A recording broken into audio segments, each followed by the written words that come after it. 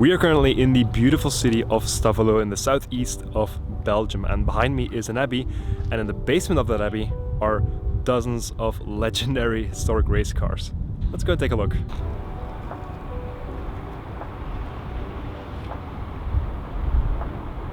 So this is the Museum of Spa-Francorchamps. I think many Belgians know that this exists, but I think outside of Belgium, not many people know that it's here.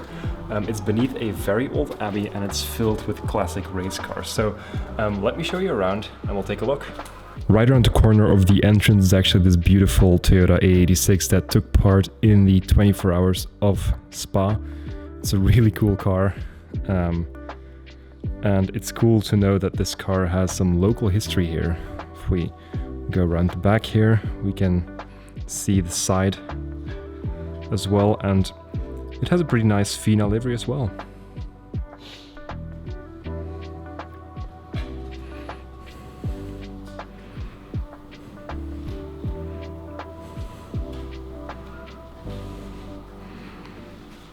The Lotus Cortina is obviously another very cool car, which probably raced a lot around Spa in the 1960s.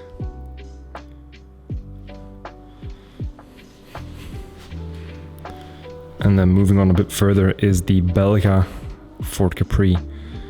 Belga being a Belgian cigarette brand. And they had a pretty solid race department as well. A lot of cars were sponsored by Belga back in the day. Moving on, we get to the more recognizable, more serious race cars. This being a Lotus F2 car from 1969. And if we start on the back here, we begin with a prototype that is also very, very well known. I think we've all seen back in the day the videos of the Ultima absolutely destroying records around many racing circuits, and this is the Mark I from 1983, and it was a sports prototype. And I think it's pretty funny that it has just like a wooden plank, a wooden board in the back of the car. I don't think this has interior or an engine, but it's pretty cool that it's standing here in the museum.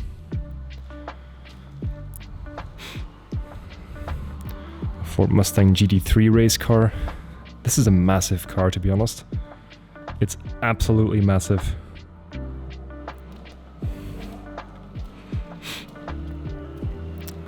There used to be a Ferrari F40 right here, but they replaced it apparently with a Dino, a 246, and then behind that is a Porsche 910, which is obviously also a fantastic car. If you ever visit the Spa Classic, or if you've ever visited the Spa Classic, you will have seen this car probably.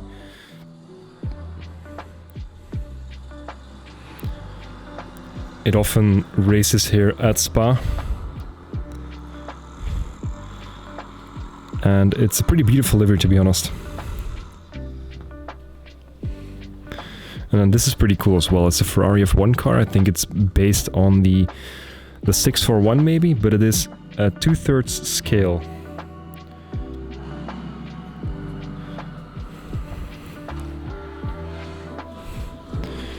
It's actually pretty cool.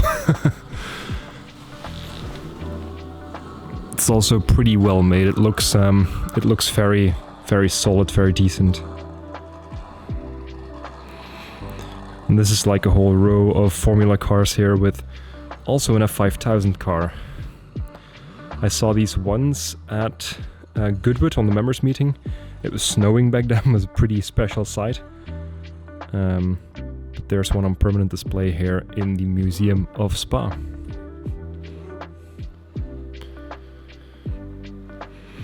This is also pretty well known, the very unique and different front spoiler from March back in the early 1970s. And then also the, I think these were fuel tanks right next to the driver, or the driver was between two fuel tanks, which was incredibly dangerous.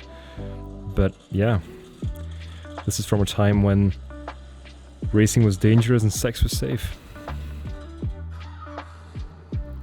And this is also a very, very unique F1 car from 1972, the Eifelland E21, with a pretty special air intake on the front there and a massive front nose. I think one of the most beautiful F1 cars that's here today or that's ever been built is this Benetton Ford B188. I've always loved the Benetton colors as a kid, and seeing this one right here is actually pretty special, and it's a really cool car. On the back we can see a few drivers that have won multiple races here at Spa, F1 drivers I mean. And then over here we have Michael Schumacher with the 6 victories at Spa-Francorchamps.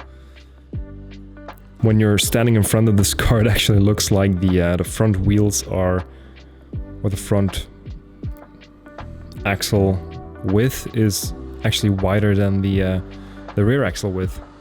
It's pretty crazy. But yeah, what a machine.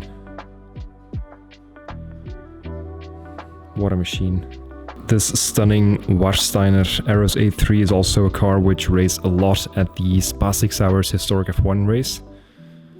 It's also a pretty cool car and it makes a fantastic noise.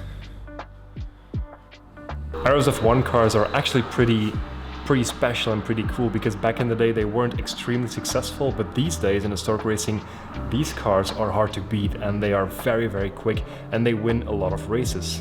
So yeah, they weren't any special back in the day, but in this day and age they're pretty quick. Here in the next area we actually have 2 touring cars, and this is where I completely lose my mind because at the moment I am in a very, very big touring car mood and I'm on the edge of just buying like an old BMW or anything really that had a touring car, race car back in the day. And this place just makes me want to buy one even more, so it's not really that healthy in here right now.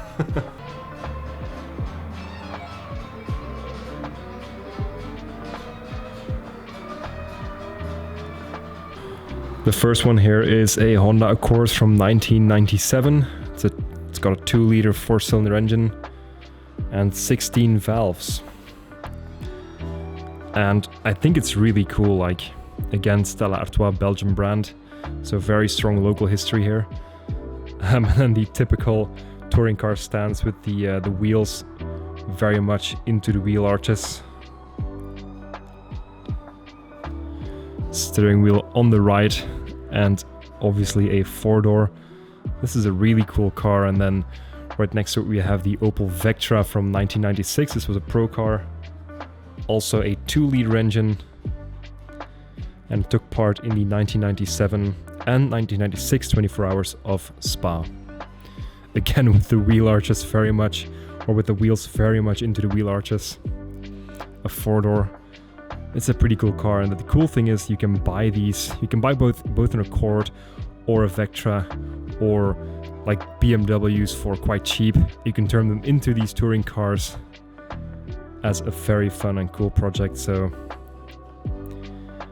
yeah, it's got me hot and bothered. And this is what I'm talking about. Like, look how beautiful this building is. Especially moving on into the next hole here. Just really beautiful architecture, and we're starting off with the Hudson Hornet. If you've ever watched Cars, this car looks very much like the Hudson Hornet in there. Very nice Carrera RS from 1975.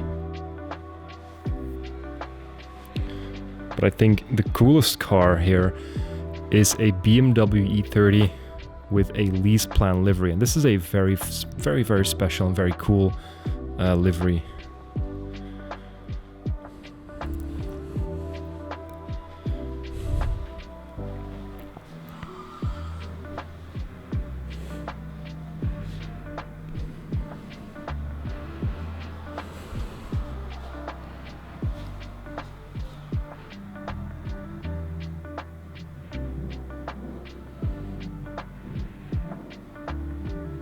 I'm actually beginning to appreciate these cars a lot more lately. I don't know why, I just think they look cool and they have a certain very, very mechanical feel to them. Obviously because technology wasn't really advanced back then compared to now. But yeah, 5 years ago they didn't really bother me. Right now I think they are really cool. Here we also have a MG J2. And then an Amilcar CS from 1922. This is a pretty small car. Almost looks like a soapbox.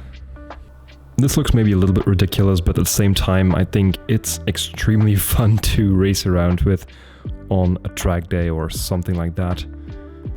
Also important to mention is the giant array of bikes here. It's a pretty big collection. So that was the Museum of Spa-Francorchamps, the place where dozens of legendary race cars are hidden away in a basement. If you're in the area of Spa or Stavelot, definitely come around here and take a look inside. It's really interesting, there are a lot of cool cars here, and also it's always very, very quiet. I think Arne and I are now the only people here at the moment, so you can just take a look around. You can do it in all quietness, you can do whatever you like, whatever you please, and that's pretty cool. So again, it was fun showing you around here, and I'll see you in the next one.